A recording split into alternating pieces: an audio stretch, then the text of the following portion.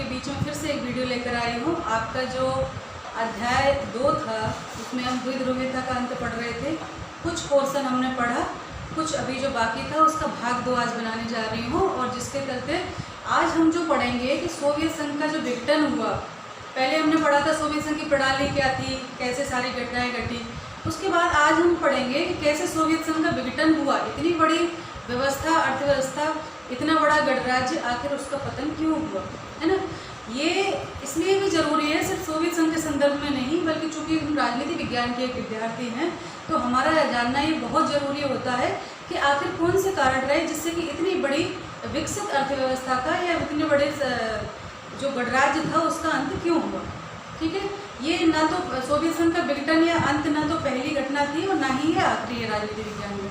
तो आज हम पढ़ेंगे वो सारा घटनाक्रम जिनके चलते सोवियत संघ का विघटन कैसे कैसे हुआ, उसके बाद क्या परिणतियाँ हुई, ये हम इसके बारे में आज जानेंगे। तो चलिए चलते हैं। सबसे पहले हम देखते हैं सोवियत संघ के विघटन का घटना चक्र, कैसे कैसे कौन कौन सी तिथियों के अंतर्गत कैसे ये विघटन हुआ, कौन से कारण रहे। तो सबसे पहले हम देखते हैं, जैसा कि मैंने पहले भी बताया था कि सोवियत संघ के विघटन का टीकरा जो है मिखाइल गोर्बाचोव के सर पर फूटा था। हालांकि उन्होंने बहुत अच्छे प्रयास किए थे, लेकिन इसके बारे में भी हम अभी चर्चा करेंगे क्यों ऐसा हुआ। तो मिखाइल गोर्बाचेव जो थे वो सबसे पहले 1985 में मिखाइल गोर्बाचेव सोवियत संघ कम्युनिस्ट पार्टी के महासचिव चुने गए और बोरिस येल्त्सिन को रूस की कम्युनिस्ट पार्टी का प्रमुख बनाया गया। यानी जो गोर्बाचेव थे वो पूरे सोवियत संघ की कम्युनिस्ट पार्टी के महासचिव चुने गए और जो येल्त्सिन थे जो बाद में एक बड़े नाटकीय घटना के तहत रूस को अस्तित्व में लाते हैं और प्रमुख व्यक्ति बनते हैं इस विघटन के, तो वो जो है रूस की कम्युनिस्ट पार्टी के प्रमुख बनाए गए।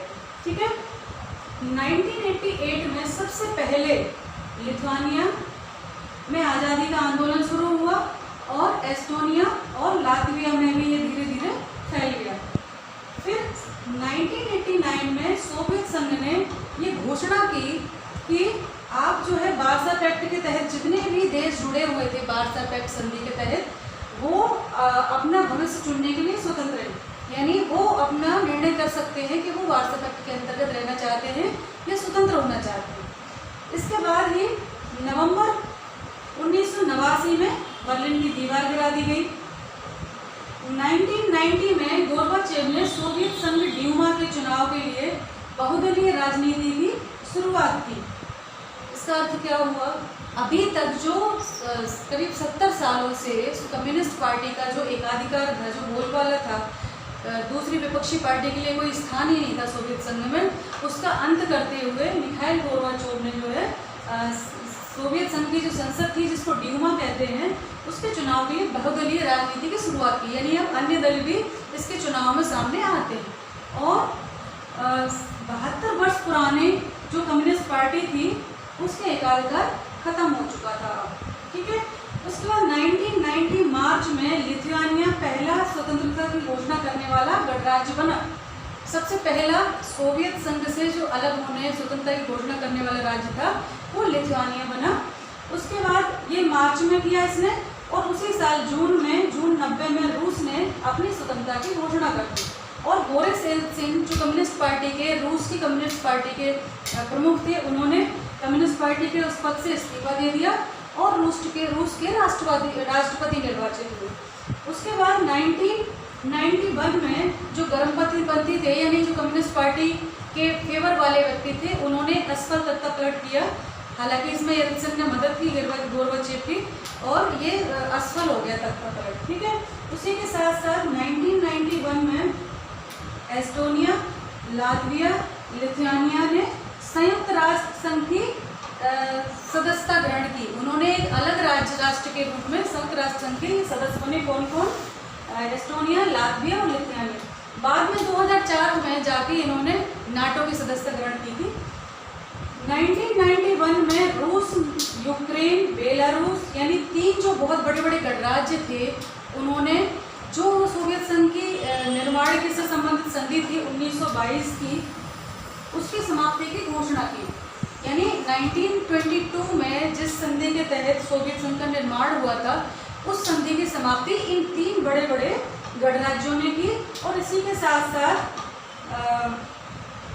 राष्ट्रकुल का भी गठन किया। स्वतंत्र राष्ट्रों के जो एक वो था, मंच था राष्ट्रकुल, उसका भी गठन इन्होंने इसी समय किया, जिसमें बहुत सारे जो मध्य एशियाई गणराज्य थे पहले वो उससे अलग थे, बाद में सारे के सारे उसमें शामिल हो गए, और इन मध्य एशियाई राष्ट्रों को इन राष्ट्रकुल के का संस्थापक सदस्य घोषित किया गया। सिर्फ जॉर्जिया ऐसा राष्ट्र था जो बाद में 93 में जाके राष्ट्रकुल का सदस्य बना। ठीक है, उसके बाद 25 दिसंबर 1991 को ही गोर्बाचोव ने राष्ट्रपति के पद से इस्तीफा दे दिया। यानी जो सोवियत संघ के राष्ट्रपति इस सारे घटनाक्रम के बाद भी अभी तक सोवियत संघ के राष्ट्रपति के रूप में गोर्बाचेव अभी बैठे हुए थे, उन्होंने भी 25 दिसंबर 1991 को अपने पद से इस्तीफा दे दिया और औपचारिक रूप से सोवियत संघ के विघटन की घोषणा की। तो ये सारा नाटकीय घटनाक्रम है जिसके तहत सोवियत संघ का विघटन हो गया। तो विघटन क्यों हुआ, इसके पीछे बहुत सारे कारण हैं, बहुत सारे कारण हम समझ सकते हैं, लेकिन मेन जो है उनके ऊपर हम चर्चा करेंगे। जो मिखाइल गोर्बाचेव थे, जो चुने गए थे, उनके चुनने उसके लिए पार्टी के महासचिव बनाए गए थे जिस समय, तो चूंकि वो लिबरल व्यक्ति थे, उदारवादी व्यक्ति थे वो, है ना, और उन्होंने अपने 2 सिद्धांत दिए थे, पेरेस्ट्राइका और ग्लासनोस्ट, है ना। तो ये 2 सिद्धांतों को लेकर वो आगे बढ़े थे मिखाइल गोर्बाचेव। इनके 2 सिद्धांत हम जान लें कौन कौन से थे, जिसके आधार पर इन्होंने ये विघटन की प्रक्रिया आगे चल के शुरू हुई थी मिखाइल गोर्बाचेव, है ना। पेरेस्ट्राइका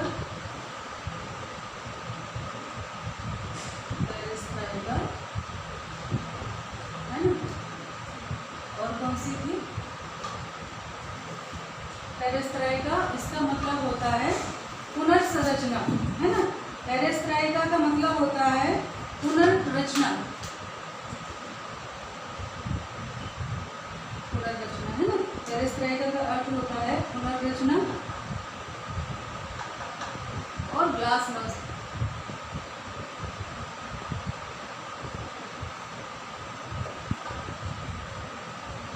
है ना। और दूसरा इनका सिद्धांत कौन सा था,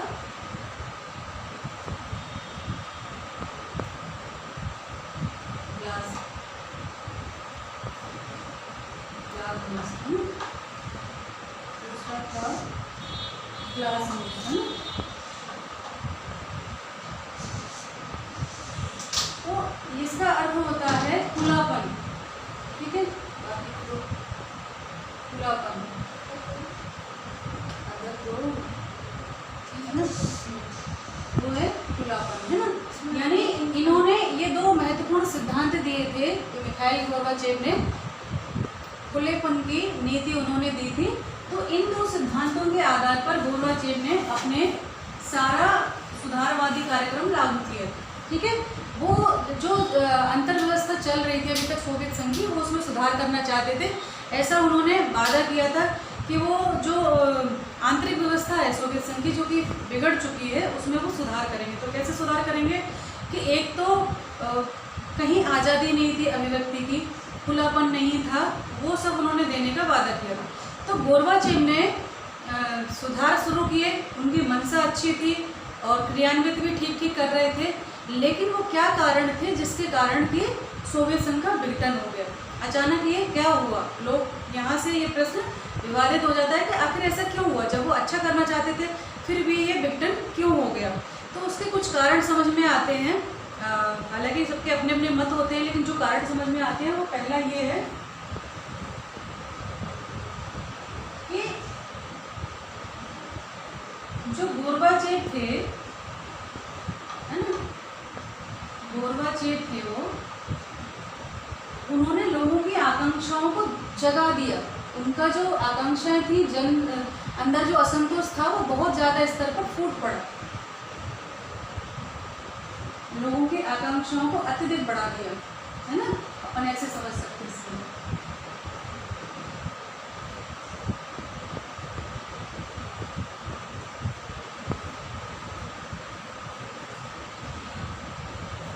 ठीक है, यानी जो वहाँ की जनता थी उसके अंदर जो असंतोष था पहले से व्याप्त था, और उनकी सुधारवादी नीति जब लागू हुई तो लोगों का असंतोष इस कदर बढ़ गया कि जो वहाँ की सरकारें थी, स्थानीय सरकार, वो उसको नियंत्रित नहीं कर पाई और उसका परिणाम ये हुआ कि सोवियत संघ का विघटन हुआ। ठीक है। दूसरा था कि उस समय दो भागों में थे, दो जो गोर्बाचेव के सिद्धांत थे उसके संबंधित दो तरह के लोग थे। एक तो वो थे जो उनके समर्थक थे पहले कि गोर्बाचेव अच्छा कर रहे हैं, लेकिन वो भी संतुष्ट नहीं थे। वो क्यों संतुष्ट नहीं थे? क्योंकि उनको ऐसा लग रहा था कि गोर्बाचेव जो सुधार कर रहे हैं बहुत धीमी प्रक्रिया से कर रहे हैं, यानी बहुत स्लोली कर रहे हैं और ये पर्याप्त नहीं है। दूसरी तरफ वो लोग जो कम्युनिस्ट पार्टी के समर्थक थे, यानी पुरानी वाली व्यवस्था से जो रिलेटेड थे, जिससे उनको लाभ था, उन लोगों को लग रहा था कि गोर्बाचेव बहुत तीव्र गति से सुधार कर रहे हैं और कहीं ना कहीं ये ठीक नहीं है। तो अंततः दोनों ही असंतुष्ट हो गए। जो उनके समर्थक थे वो भी असंतुष्ट हो गए, जो विरोधी थे वो तो विरोधी थे ही, वो भी असंतुष्ट हो गए। कहने का तात्पर्य ये हुआ कि कहीं ना कहीं लोग ये कहने लगे कि गोर्बाचेव जो है वो अपनी ही नीतियों को पूरी तरह से क्रियान्वित नहीं कर पा रहे हैं। तो ऐसी चीज़ें घटी और जिसके चलते ये हुआ सोवियत संघ में, चूँकि पहले ही लोग ये कह रहे थे कि चाहे गोर्बाचेव आते, सुधार करते या ना करते, पर सोवियत संघ का विघटन तय था, क्योंकि उनकी अंदरूनी कलह पहले से ही विद्यमान थी। उसके कई कारण थे। एक तो इतना बड़ा सोवियत संघ, उसकी संरचना, इतनी बड़ी संरचना, इतने बड़े गणराज्य, 16 गणराज्य, 15-16 गणराज्य मिलकर बना था, और उसकी विविधता, उसमें पूर्वी यूरोप के देश भी थे और मध्य एशियाई गणराज्य भी थे, यानी यूरोप और मध्य एशिया दोनों मिलकर वो संरचना बनी थी। तो कहीं ना कहीं विविधता थी और अलग अलग उनके संस्कृति भी थी। तो विघटन तो होना तय था। और उसके तहत क्या हुआ कि जो पार्टी, कम्युनिस्ट पार्टी जो कि सेवक बनकर आई थी, वो अब शासक बन गई थी। जो कम्युनिस्ट पार्टी के लोग थे उनको विशेषाधिकार प्राप्त थे, तो जनता अपने आप को राज व्यवस्था से जुड़ा हुआ महसूस नहीं कर पा रही थी। वो अलग थलग महसूस कर रही थी कि ये जो पार्टी वाले लोग हैं इनको विशेषाधिकार मिले, हम सामान्य जन। तो कहीं ना कहीं जनता उनके साथ एकीकरण नहीं कर पा रही थी, अपने ना अपनत्व तो खत्म होता जा रहा था और उनका जनाधार खिसकता चला जा रहा था। तो ये भी एक कारण था। और उसके साथ साथ जनता, जो वहाँ के स्थानीय लोग थे, वो पश्चिमी देशों के संपर्क में आ गए थे। तो अगला जो अपन लिखेंगे कि लोगों की आकांक्षाओं को बढ़ा दिया था गोर्बाचेव ने। दूसरा है पश्चिम राष्ट्रों के संपर्क में, है ना, पश्चिमी राष्ट्रों से संपर्क।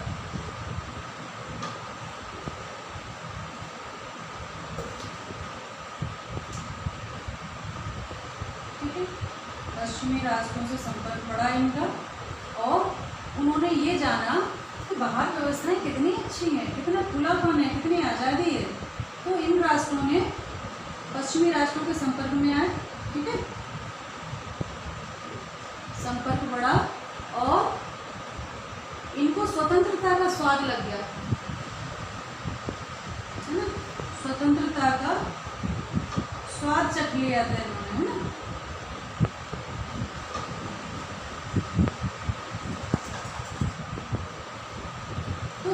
कारण हम मान सकते हैं विघटन का एक प्रबल कारण था कि यहाँ की जो स्थानीय गणराज्य थे, वहाँ की जनता पश्चिमी राष्ट्रों के संपर्क में आई थी, जिसके चलते उनको लगा कि बाहर तो बहुत फ्रीडम है, बहुत खुलापन है, और यहाँ की व्यवस्था कितनी संकीर्ण है, कितनी बंधी हुई है, हम लोगों को बांध रखा है, हमें आज़ादी नहीं, खुलापन है, ऐसी सोच ने भी वो दिया। दूसरा, जब बाहर के संपर्क में जनता आई तो उनको ये जाना कि बाहर कितना विकास हो रहा है।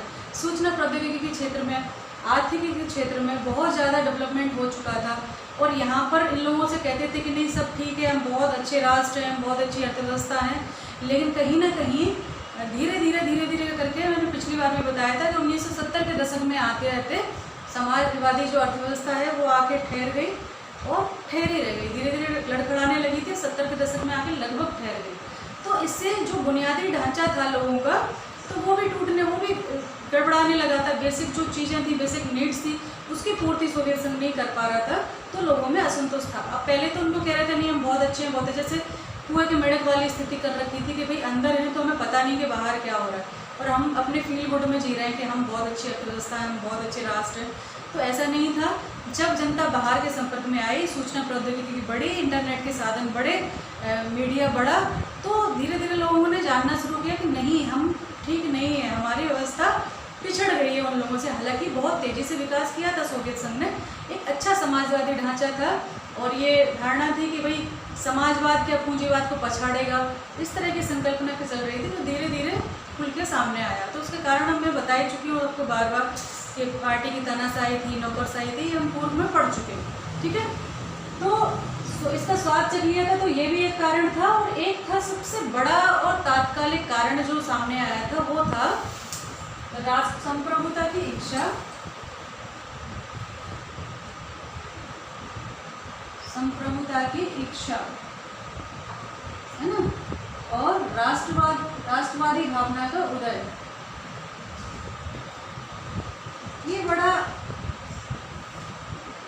बड़ी प्रबलता के साथ ये उठा था, है ना, और ये तात्कालिक कारण भी बना।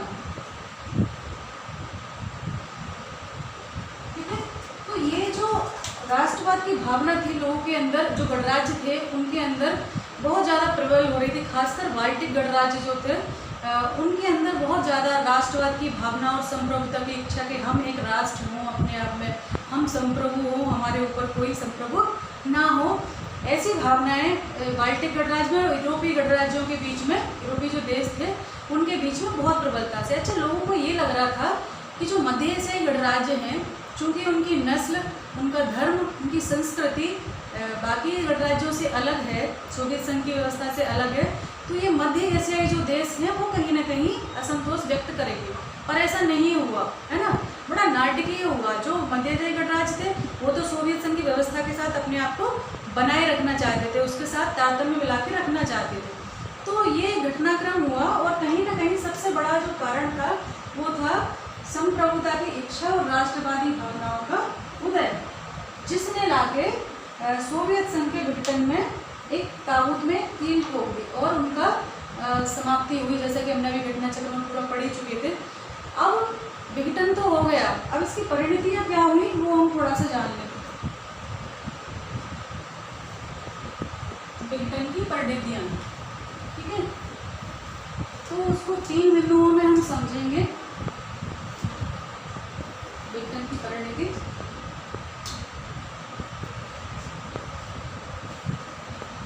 तो पहला तो था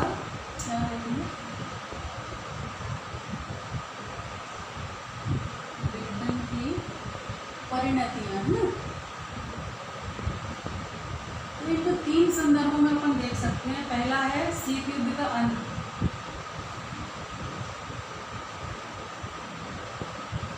पहला है शीत युद्ध का अंत। तो चूंकि शीत युद्ध क्या है, समाजवादी और पूंजीवादी विचारधारा का टकराव था। 2 ध्रुव थे, उनके बीच में 2 महाशक्तियां थी, उनके बीच में टकराव था।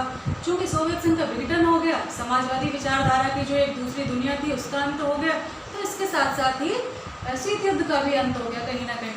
और विश्व में एक अलग चीज़ें घटी। जैसे शीत युद्ध के दौरान क्या था, शक्ति की होड़ मच रही थी, लोग परमाणु हथियारों की दौड़ में आगे बढ़ रहे थे, है ना, परमाणु हथियारों पर बहुत ज़्यादा खर्चा हो रहा था।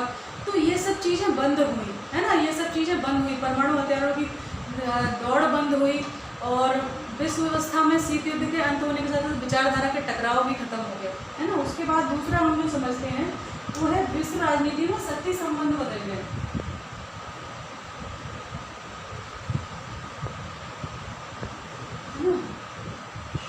विश्व राजनीति में शक्ति संबंधों का बदलाव।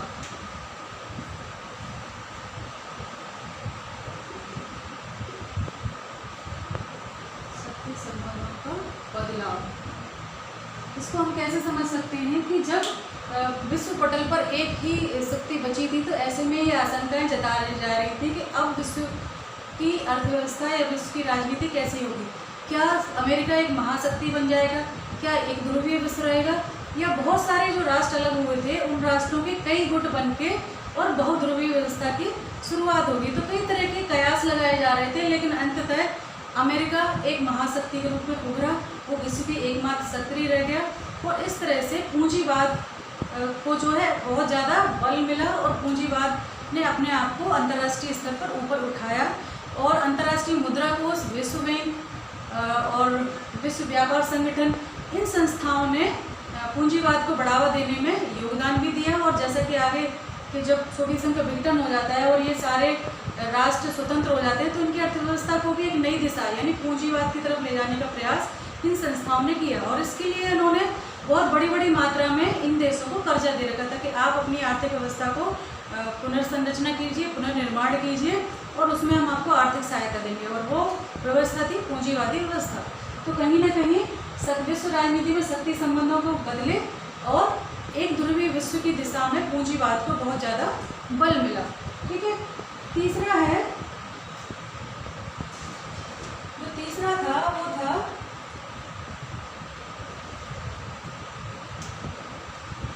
सोवियत संघ के जो खेमा था उसके देशों का उदय,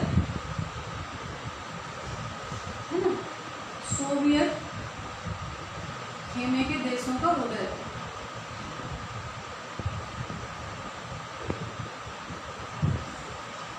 देशों का उदय। ठीक है, तो ये क्या था कि जब सोवियत संघ का विघटन हो गया तो बहुत सारे जो 15-16 गणराज्य थे, पूर्वी यूरोप के देश थे, मध्य एशियाई देश थे, तो वो सब स्वतंत्र हुए। और खासकर यूक्रेन था, आपका बेलारूस था या बाल्टिक गणराज्य थे, इन्होंने जो है अपने आप को पूंजीवादी व्यवस्था की तरफ ढाला और आगे चल के नाटो में शामिल हुए। ठीक है, इसी तरह से जो मध्य एशियाई देश थे जो स्वतंत्र हुए थे उन्होंने भी अपनी भौगोलिक स्थिति का फायदा उठाने की कोशिश की और उन्होंने रूस के साथ साथ, जो कि अब सोवियत संघ का प्रतिनिधि था, उसके साथ साथ अपने संबंध जारी रखते साथ साथ चीन और अमेरिका पश्चिमी राष्ट्रों से भी अपने संबंध बनाए और आगे लाभ के रूप में बढ़े। तो इस तरह से ये परिणतियाँ हुई तीन और नाटकीय घटनाक्रम बना, राष्ट्रकुल का गठन हुआ। जो राष्ट्र जो पहले वार्सा पैक्ट के तहत देश थे वो नाटो के सदस्य भी बने। तो इस तरह से इस विघटन की ये परिणतियाँ रही। तीन चीज़ों में अपन समझते हैं, शीत युद्ध का अंत हुआ जिसके तहत हथियारों की दौड़ भी खत्म हुई, विचारधाराओं का टकराव भी खत्म हुआ और आर्थिक रूप से जो पहले शक्ति के लिए अपने आप को हथियारों के उसमें परमाणु जखीरे के उससे शक्ति का आकलन करते थे, अब आर्थिक रूप से आकलन शुरू हो गया, है ना। और फिर राजनीति में शक्ति के संबंध बदले, अमेरिका एक बहुत बड़ी शक्ति के रूप में उभरा और पूंजीवाद को प्रश्रय मिला और सोवियत खेमे के जो देश थे उनका उदय हुआ और उन्होंने अपनी अपनी दिशा तय की। और कुछ जो पूर्वी राष्ट्र थे वो नाटो के भी सदस्य बने और बाल्टिक गणराज्य ने रूस के साथ साथ मध्य एशियाई जो देश थे उन्होंने रूस के साथ साथ पश्चिमी देशों से भी अपने संपर्क बढ़ाए। तो ये हमने पढ़ा। अभी और बहुत सारी चीज़ें बाकी हैं इसमें, वो हम आगे के अध्याय में पढ़ेंगे। इसी तरह देखते रहिए और सब्सक्राइब करते रहिए जिससे जल्दी से आपके पास वीडियो पहुँचेगी। धन्यवाद, नमस्कार, ध्यान रखिए आप।